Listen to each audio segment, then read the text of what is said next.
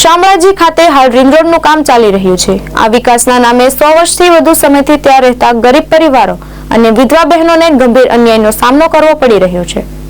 આ પરિવારોના મકાનો રિંગ રોડમાં આવતા હોવાથી તેની સામે જ તંત્ર દ્વારા પ્લોટ ફાળવવામાં આવ્યા છે, પરંતુ આ પ્લોટ પર રહેણાંક બાંધકામ કરવાની મંજૂરી આપવામાં આવતી નથી। એક તરફ મકાનો ખાલી કરવાની સૂચનાઓ આપવામાં આવી રહી છે અને બીજી તરફ કોઈપણ પ્રકારનું વળતર, પુનર્વસન કે લેખિત ખાતરી આપવામાં આવતી નથી। વર્ષ 2023 થી લઈને આજ સુધી જિલ્લા કલેક્ટર, પુરાતત્વ ખાતું, શામળાજી વિકાસ વિસ્તાર મંડળ સહિત તમામ કચેરીઓમાં અરજીઓ કરીને તેઓ થાકી ગયા છે। દરેક જગ્યાએથી એક જ જવાબ મળે છે, ટાઉન પ્લાનિંગ મંજૂર થયેલ નથી। તો પછી એક ગંભીર પ્રશ્ન ઊભો થાય છે, જો ટાઉન પ્લાનિંગ મંજૂર નથી, જો ફાઇનલ નકશો નથી, તો પછી તંત્ર દ્વારા શામળાજી વિસ્તારમાં રિંગ રોડ કઈ રીતે બનાવવામાં આવી રહ્યો છે?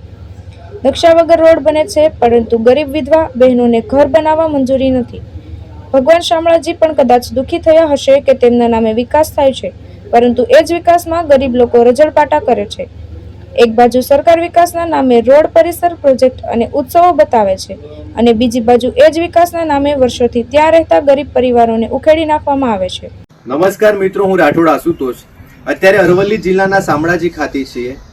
આ લોકોનો ખૂબ જ ગંભીર પ્રશ્ન છે અને જિલ્લાના સૌ લોકોએ જાણવું જરૂરી છે કે સરકાર વિકાસના નામે એક બાજુ રોડ, રસ્તા, પ્રોજેક્ટ ને પરિસર બનાવી રહી છે અને બીજી બાજુ ગરીબ લોકોને ઘર વિનાના કરી રહી છે।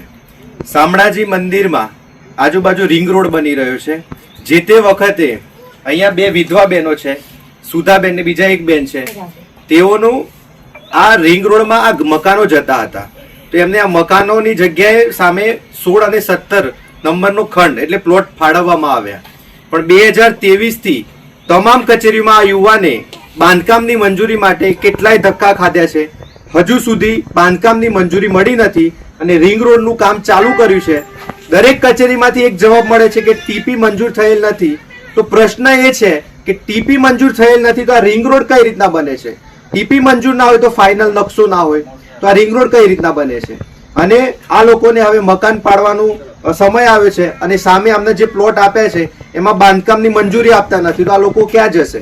વિકાસના નામે આ રીતે લોકોના ઝૂંપડા હટાવવાના, વિધવા બહેનોને ઘર વિનાના કરવાના, ખરેખર વિકાસના નામે આ ગરીબોનો જે રહેવાનો અધિકાર છે એ પણ સરકાર છીનવી રહી છે। આપણે એમના જોડેથી એમની આપવીતી સાંભળીએ। પેલા યુવાન જે પોતાની નોકરી છોડીને 2023 થી 2 થી 3 વર્ષથી બાંધકામની મંજૂરી માટે ધક્કા ખાઈ રહ્યો છે।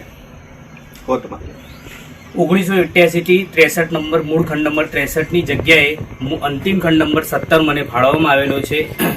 ત્યાં સુધી 2023 થી મેં પ્રોસેસ કરેલી છે। Collector Shri, deputy collector Shri, Shamlaji વિકાસ સત્તા મંડળ,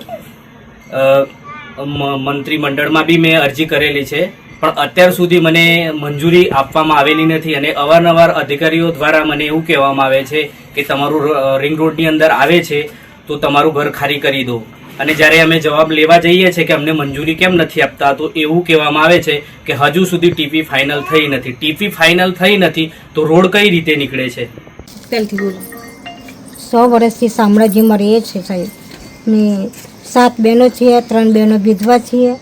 અત્યારથી 100 વર્ષથી અમે જીવી રહ્યા છીએ અને અમને જયેશ પટેલ, દ્રષ્ટિકોણ ન્યૂઝ, અરવલ્લી।